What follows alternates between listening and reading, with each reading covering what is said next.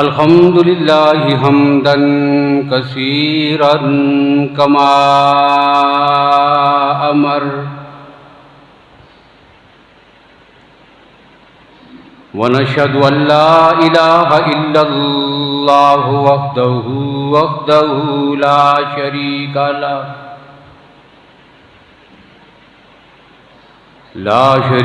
लहु fill खल्क़ि वल अम्र इरगामन लिमन जहद बिही व कफर व नशहदु अन्ना सय्यिदना व सनदना व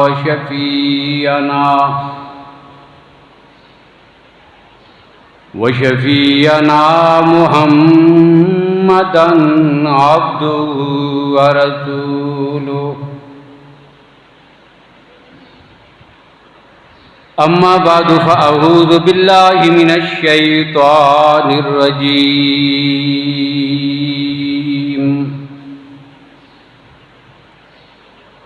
बिस्मिल्लाहिर रहमानिर रहीम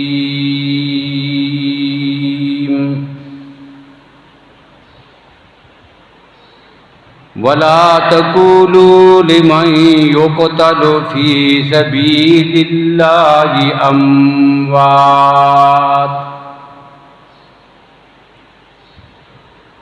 बल अहयाउन वलाकिन ला तशऊरून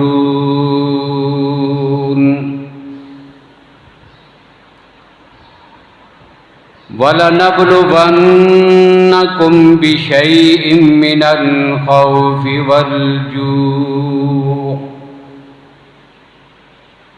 व नक़सिम मिनल अम्वालि वल अनफुसि वस्समरात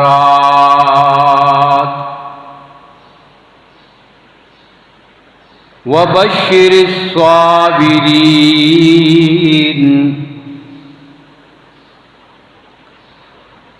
अल्लज़ीना इज़ा असाबतहुम मुसीबतुन क़ालू इन्ना लिल्लाहि व इन्ना इलैहि राजिऊन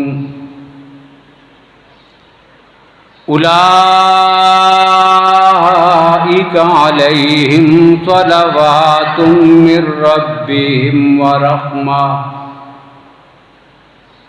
व उलाइका हुमुल मुहतदून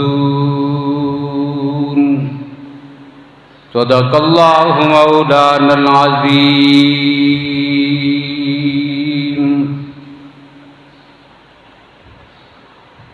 अल्लाहुम्मा सल्लि अला मुहम्मदिन व अला आलि मुहम्मद बिअददि मन क़अद व क़ाम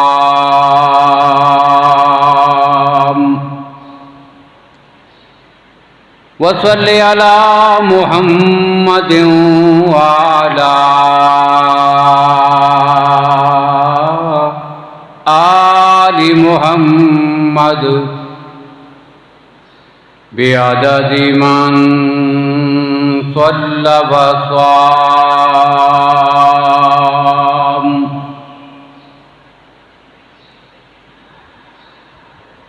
काबिल सद एहतराम बुजुर्गों, भाइयों, अजीज दोस्तों, माह मुहर्रमुल हराम का दूसरा अशरा चल रहा है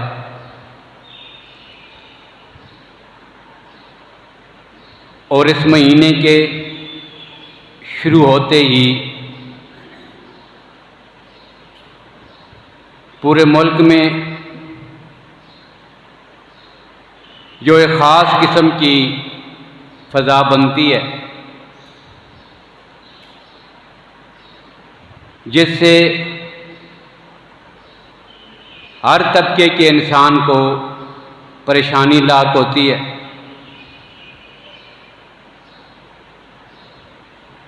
अहले इक़्तिदार भी परेशान होते हैं, उन्हें भी वक्ती तौर पर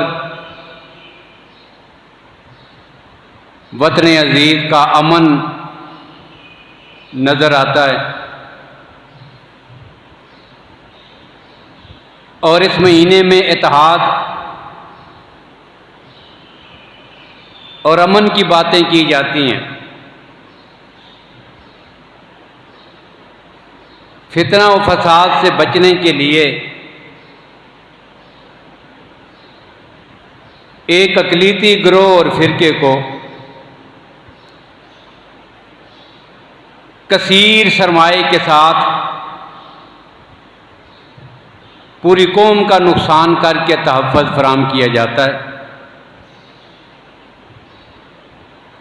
और फिर बड़ी मुश्किल से ये 10 दिन जो तमाम अहले वतन के लिए इंतहाई परेशान कौन होते हैं वो गुज़र जाते हैं। और फिर उसके बाद कुछ सूरत हाल बेहतर नज़र आती है। अब ये सारा कुछ क्यों है और इसमें हमारी क्या जिम्मेदारी बनती है, किसके नाम पर है, और इस सारी सूरत हाल में इस्लाम हमारी क्या रहनुमाई करता है। मैं कोशिश करूँगा कि मुख्तसर वक़्त में इस पर कुछ कह सकूँ। 10 मुहर्रमुल हराम सन 61 हिजरी नबी अकरम सल्लल्लाहु अलैहि वसल्लम के अजीम नवासे सहाबी रसूल और मुसलमानों के अकीदा और नज़रिया के मुताबिक उनकी मोहब्बत और प्यार का मरकज़ व महवर सैयदना हुसैन इब्न अली रज़ी अल्लाह ताला अन्हु अपने रुफ़क़ा के साथ शहीद हुए। यकीनन ये बहुत बड़ा सानिया था और उम्मत मुस्लिमा के लिए एक अजीम दुख है। लेकिन दुश्मन ने इतना प्रोपेगंडा किया और हमारे ज़हन में ये बात बिठा दी कि पूरी 1400 साल तारीख़ में अगर कोई जुल्म हुआ है तो वह एक ही है। हमारे दिलो दिमाग से बाकी जितने मजालिम थे वो एक एक करके बुला दिए और निकाल दिए, और बावर ये कराया गया कि ये एक ही ऐसा वाक़या था कि जिसमें जुल्म हुआ है। ये यकीनन बहुत बड़ा जुल्म था और इससे मिल्लत इस्लामिया को अजीम नुकसान से दोचार होना पड़ा। ये बात अपनी जगह हक और हकीकत है और हमारा नज़रिया है, लेकिन ये भी एक हकीकत है कि जो रोज़ रोशन की तरह अयां है कि इस तरह का सानिया और जुल्म ये इस्लामी तारीख़ का पहला वाक़या नहीं था। अगर आप इस्लामी तारीख़ का मुताला करें उसमें आपको सबसे पहले ये नज़र आएगा कि सैयदा सुमैया ने इसी इस्लाम के लिए अपने जिस्म के 2 टुकड़े करवा दिए थे। सैयदा जुनैरा रज़ी अल्लाह तआला अन्हा ने अपनी आंखें निकलवाई थी। बिलाल तपते अंगारों पे लेट गया था और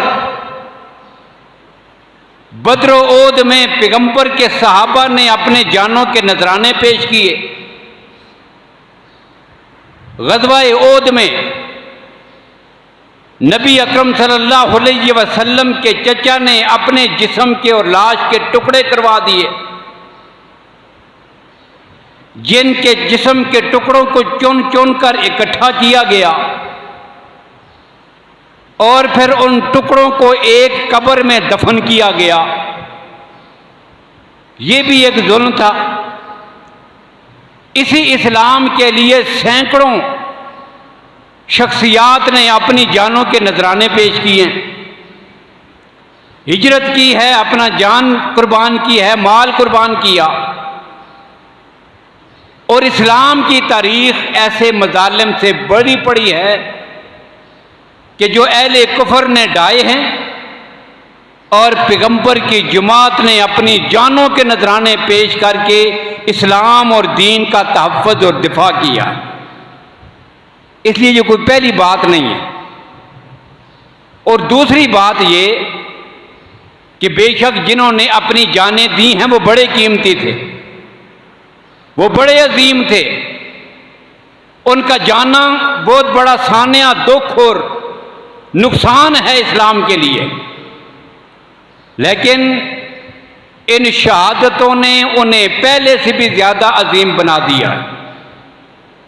वो शहीद होकर हमेशा हमेशा की हयात जावदानी पा गए हैं और फिर उन्हें वो हयात मिली कि जिसके बारे में रब ने कुरान में कहा, वला तकूलू लिमन युक्तलु फी सबीलिल्लाहि अमवात,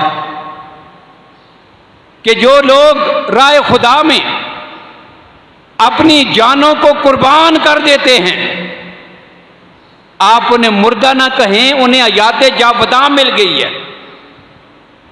तो ये वो शख्सियात हैं जिनमें से एक शख्सियत हज़रत हुसैन इब्न अली की है रज़ी अल्लाह ताला अन्हु, कि जिन्होंने 10 मुहर्रमुल हराम को अपने अहबाब, अपने भाइयों, अपने दोस्तों, अपने रजाकारों के साथ जामे शहादत नोश किया। अब ये हुसैन इब्न अली कौन है? मुख्तसर सी फजीलत मैंने जिक्र की थी।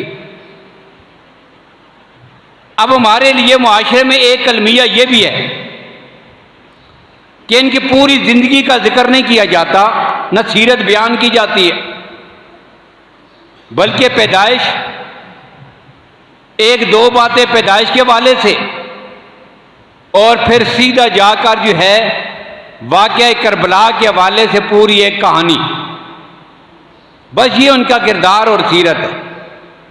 जबकि नबी अकरम सल्लल्लाहु अलैहि वसल्लम की गोद मुबारक को जिसने परवरिश पाई हो, जो पैगंबर के कांधों पे सवार हुआ हो, जिसने सजदे की हालत में पैगंबर की पीठ पे जब वो बैठ जाते थे, जिनके लिए अल्लाह के नबी अपने सजदे को लंबा कर देते हों, जिन्हें ज़िंदगी भर अल्लाह के नबी अपना बेटा कह के मुखातब करते हों, जिनके साथ मोहब्बत और प्यार का इजहार करते हों, जिन्हें दुनिया में अल्लाह के नबी ने बशारत सुनाई हो कि ये जन्नती नौजवानों के सरदार हैं, जिन्हें दुनिया में अल्लाह के नबी कहते हो हमारे हान ताया, कि ये मेरे दुनिया के फूल हैं, जिनके साथ अल्लाह के नबी ने प्यार और मोहब्बत किया हो, जिन्हें अल्लाह के नबी ने दुनिया में अपनी हयात तैयबा में अपनी विरासत दी हो।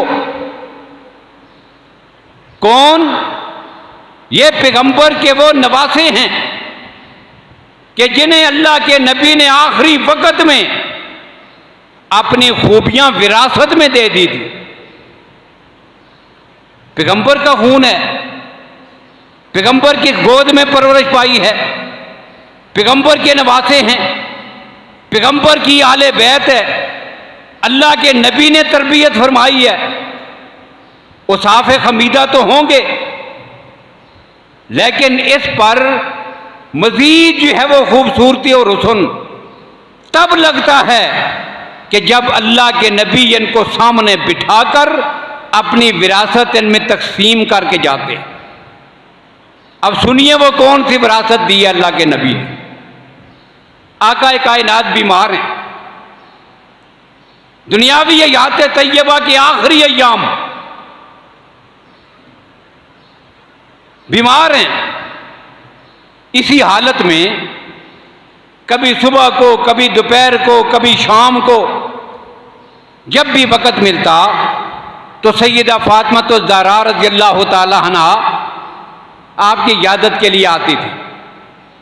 थोड़ा सा वक़्त मिला फिर दौड़ के आ गई, आपको देखा, कैफियत पूछी, फिर वापस चली गई, घर पहुंची, फिर बेकरारी हुई, फिर देखने के लिए आ गई। अब यही कैफियत थी। और हदीस में है कि एक बार जब तशरीफ़ लाई तो अपने साथ इन 2 बच्चों को भी लेके आई, हसन को भी लेके आ गई, हुसैन को भी लेके आ गई। अब दोनों को लाकर आकाए कायनात के सामने बिठा दिया। आप खुद भी बैठ गई और इन दोनों को बिठा दिया। अब सवाल क्या किया, या रसूल अल्लाह, खैरियत पूछी और फिर कहा, या रसूल अल्लाह, आउलाए अबनाउ का फवर्रिसुमा, या रसूल अल्लाह, ये आपके बेटे लेके आई हूं साथ, और इस वक्त इनको साथ लाने का एक खास मकसद है। अल्लाह के नबी ने पूछा, मकसद क्या है? तो अर्ज़ किया, या रसूल अल्लाह, आपकी कैफियत देख के लगता यह है कि आप हमारे पास थोड़े वक्त के मेहमान हैं, आप हमसे रुखसत हो जाएंगे, लिहाजा मकसद आने का, लाने का यह है, फवर्रिसुमा, या रसूल अल्लाह, इनको अपनी विरासत दे के चले जाएं।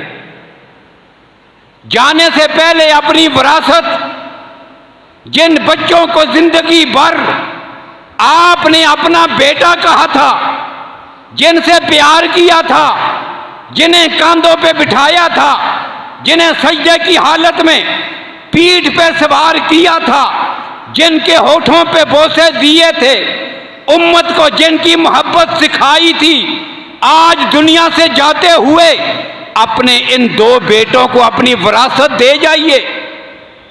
इस काम के लिए लाई हूं इनको, वर्रिसुमा, इन्हें अपनी विरासत दे जाइए। अब अल्लाह के नबी विरासत दे के जा रहे हैं, अल्लाह के नबी विरासत दे के जा रहे हैं।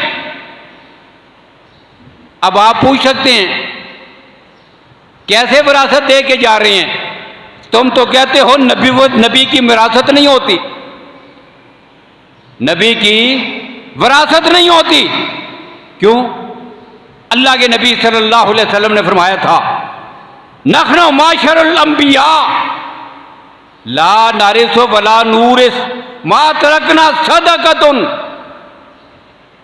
ये जितने अंबिया और रसूल हैं, इनके लिए उसूल ये है, ला नारिसु वला नूरिस, ना हमारा कोई वारिस, ना हम किसी के वारिस।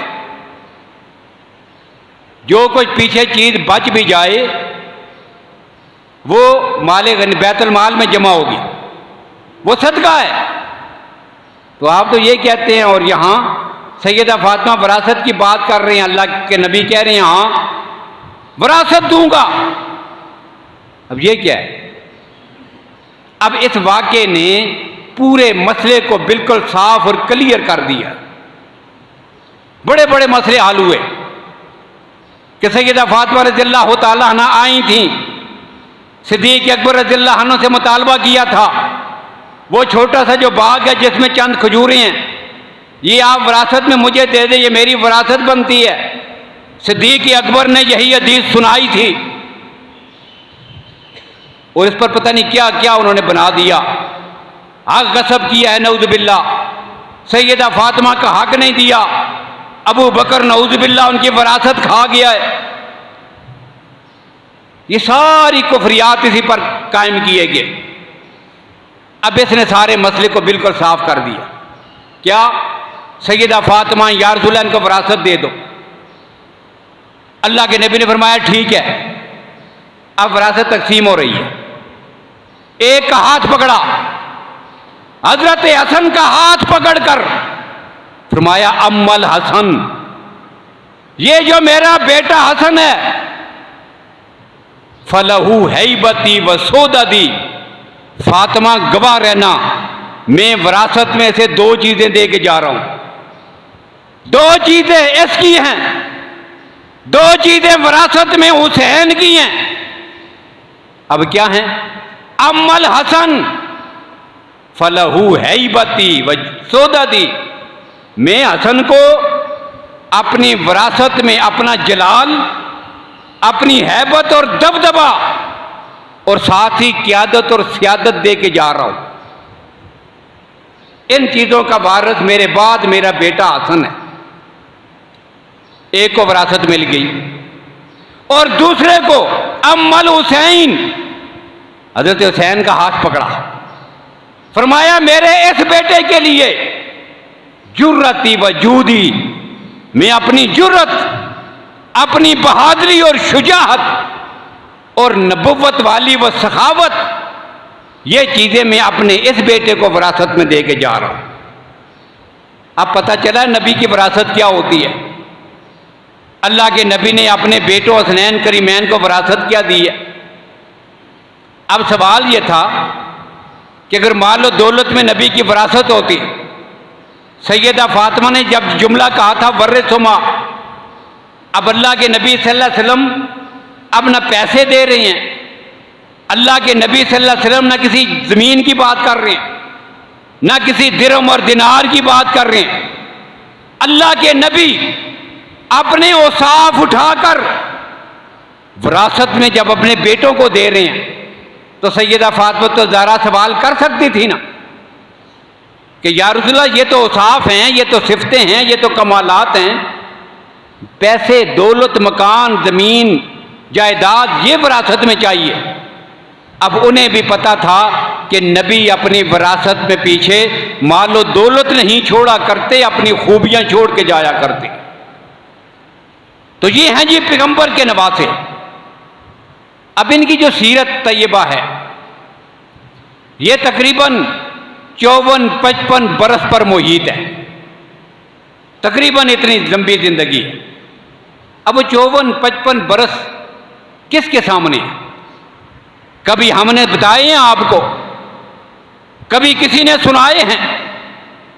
ये मीडिया ये 10 दिनों तक, बल्कि इससे आगे पीछे भी कई और दिन रात जो है वो मजलिसें, प्रोग्राम दिखाते रहते हैं।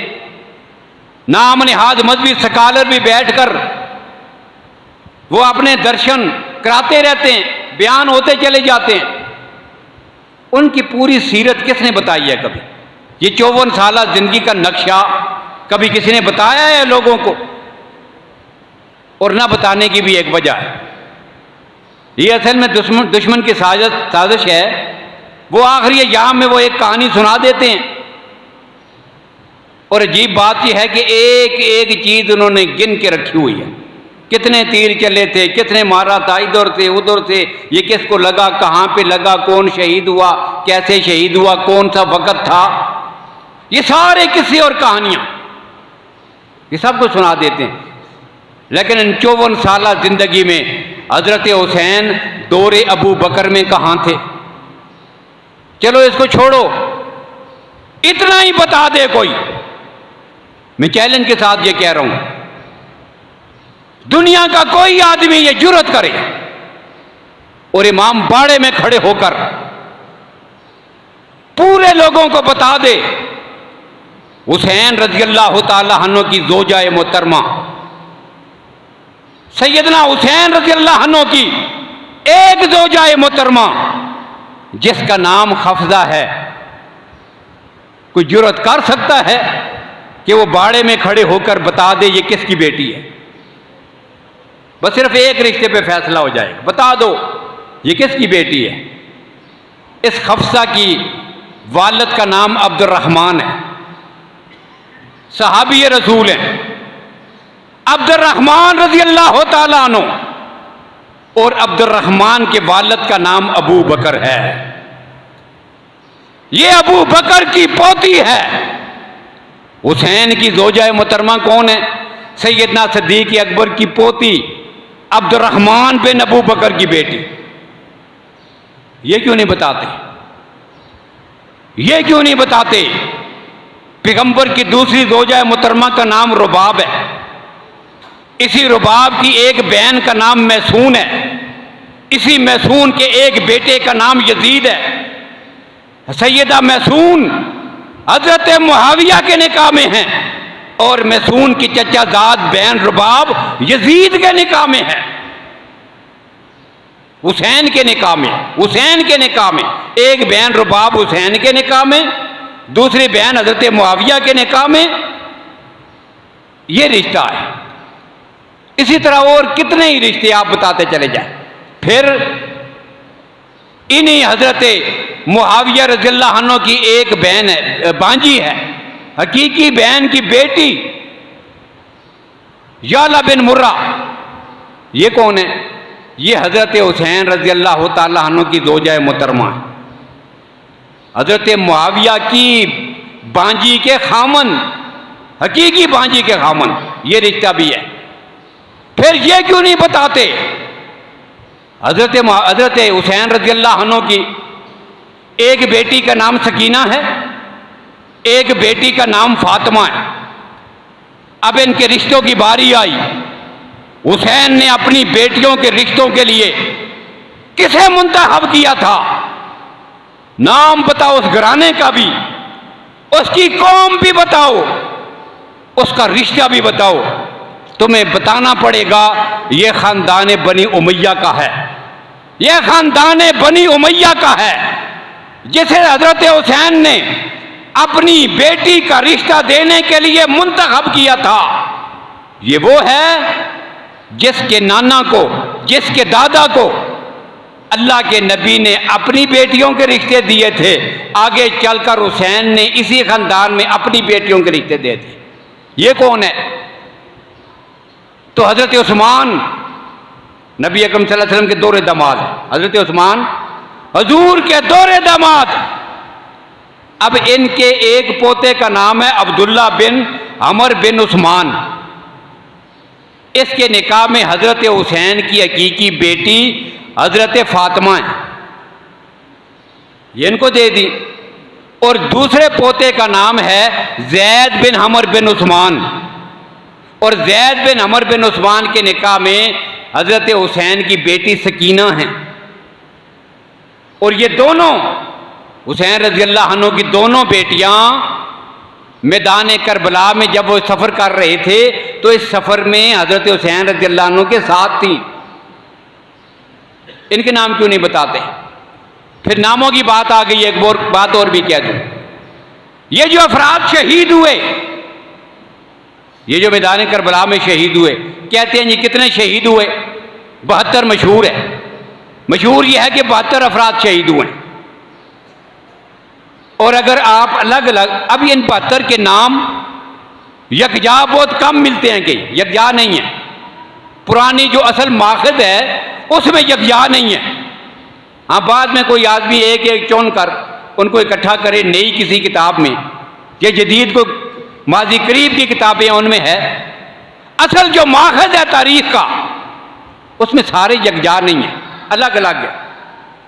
अब वहां से अगर एक एक को आप चुनते चले जाएं तो 100 से कुछ थोड़ा सा ऊपर चले जाएंगे, 72 की बजाय इनकी तादाद बढ़ जाए। अब पहली बात यह कि जहां पे इनके हालात लिखे हुए हैं, ज़िम्ना ने एक बात कह दी, जहां पर इनके हालात लिखे हुए हैं, ये भी मैदान करबला में सैयदना हुसैन रज़ियल्लाहु अन्हु के साथ शहीद हुआ, ये भी शहीद हुआ, ये भी शहीद हुआ। अब उनके हालात में मुख्तसरन लिखा हुआ है कि तो ऐसे शुहदा हैं कि जिन्होंने जामे शहादत नोश करने से पहले अपने हाथों से 80-90 इतने इतने अफराद को कत्ल किया है। पता चला दूसरों के ज्यादा मारे गए, दूसरों के सैकड़ों मारे गए। अब सैकड़ों उधर से मार गए, 72 इधर से शहीद हो गए। अब पीछे मुतालबे की तो बात ही कोई ना रही। भाई जिनके 1000 कत्ल कर दिए तुमने, मुकाबले में 72 ने जामे शहादत नोश कर दिया। अब 72 वाले 1000 वालों से मुतालबा करेंगे कि हमारे कातिल पकड़े जाएं, इसलिए ये मुतालबा भी यहां आके खत्म हो जाता। तो खैर मैं नाम की बात कर रहा हूं। ये जो 72 अफराद हैं, इनमें आपको कम से कम 9 नाम ऐसे मिलेंगे 3 नाम हैं और बार बार आते हैं। 9 दफा ये नाम आया है। कौन है? अबू बकर, उमर, उस्मान। इस नाम के बच्चे हैं और जवान हैं कि जिन्होंने मैदान करबला में हजरत हुसैन रज़ियल्लाहु अन्हु के साथ जाकर अपनी जानों के नजराने पेश किए थे। अब ये भी नहीं बताएंगे, इसलिए कि फिर बताना पड़ेगा कि तुम तो उनसे नफरत करते हो। आज कोई आदमी इनका अपनी बच्चियों के नाम आयशा के नाम पे रखे, बेटी का नाम आयशा रखे, बेटी का नाम हफ्सा रखे, बेटे का नाम अबू बकर रखे, बेटे का नाम उमर और उस्मान रखते हैं। यजीद और मुआविया तो बात ही बात की है। अबू बकर उमर के नाम पर आज तुम नाम रखने के लिए तैयार नहीं हो, लेकिन पीछे जाकर देखो उनकी आपस में मोहब्बत का ये आलम है। हजरत अली अपने बेटों के नाम अबू बकर, उमर, उस्मान रखते हैं, हुसैन भी रखते हैं, हसन भी रखते हैं, अब्बास भी रखते हैं। अब इन्होंने अपने बेटों के नाम पैगंबर के इन खुलफाए सलासा के नाम पे रखे। और यहां पर एक जुमला और कह दूं, वतन अजीज की एक बड़ी शख्सियत ने एक बड़ा कीमती जुमला कहा इस मौके पर। उन्हीं का यह जुमला यहां पे मैं नकल करना चाहता हूं। वो जुमला क्या था? उन्होंने कहा कि जिस घर के सेन में, यह बड़ी काम की बात है, जिस घर के सेन में, जिस घर के बरामदे में आपको अबू बकर, उमर, उस्मान और मुआविया नाम के बच्चे खेलते हुए मिले, वो घर शियों का नहीं होता, वो घर सुन्नियों का हुआ करता है। भाई जिस घर के सेन में बच्चे खेल रहे हो, एक बच्चे का नाम अबू बकर, दूसरे का उमर, तीसरे का उस्मान, ये शियों का घर होगा या सुन्नियों का? किसका घर है? सुन्नियों का। जब ये घर सुन्नियों का है तो पता चला अली का घर भी सुन्नियों का है, हसन का घर भी सुन्नियों का है, हुसैन का घर भी सुन्नियों का है।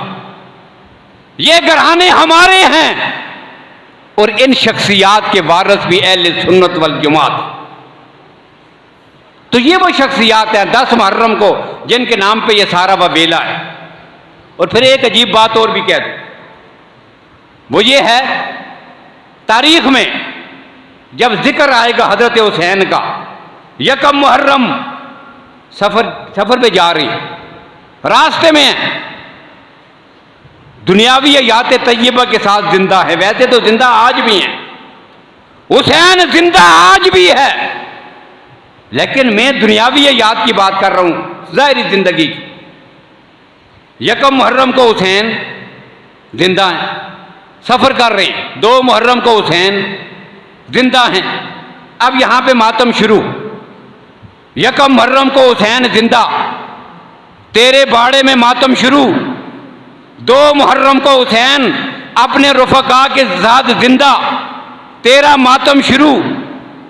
3 को भी वो जिंदा हैं, तेरा दिन रात का मातम है। 4 को भी वो जिंदा हैं, तू मातम करता है। 5 को वो जिंदा हैं, तू मातम करता है। 6 को, 7 को, 8 को, 9 को वो जिंदा हैं, तू मातम करता है। और 10 मुहर्रम की असर के वक़्त तारीख तुझे बताती है हुसैन शहीद हो गए हैं, तेरा मातम बंद। अब बता मैं इसको क्या समझूं? 10 दिन तक जब हुसैन जिंदा हैं तेरा मातम होता रहा। अब जैसे ही इतला आई 10 मुहर्रम की असर को, अब 10 मुहर्रम की असर को तेरा मातम बंद। पता ये चला कि तू हजरत हुसैन की शहादत पे मातम नहीं करता, उनके जिंदा होने पे मातम करता है।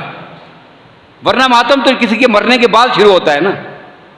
भाई एक आदमी अस्पताल में दाखिल है, मिसाल दे रहा हूं, एक आदमी जख्मी है, बीमार है, अस्पताल में है। आप पूछते हैं जी क्या हालत है? कह रहे हैं जी अभी अस्पताल में जिंदा है। आप चुप करके बैठे हुए हैं। फिर जी कल पूछा, उन्होंने कहा कि जी अभी वो ठीक है, जिंदा है, इलाज पर है जी, आप पीटेंगे? नहीं पीट रहे। लेकिन 3-4 दिन गुजरते गुजरते जिस वक़्त इतला आई वो तो फोत हो गए, आपने रोना शुरू कर दिया। अब रोना और पीटना शुरू होता है किसी के दुनिया से जाने की इतला आने के बाद। और ये कायनात में दुनिया की वाहिद वो धोखेबाज कौम है कि जब तक उनके जिंदा होने की इतला आती रही, सफर में चलने की खबर मिलती रही, ये जालिम पीटता रहा कि कब मेरा मकसद हाथ लगेगा। जैसे ही खबर आई कि तेरे दिल की तमन्ना पूरी हो गई है, ये उसी वक्त पीटना बंद करके खाने और पीने में लग जाता है।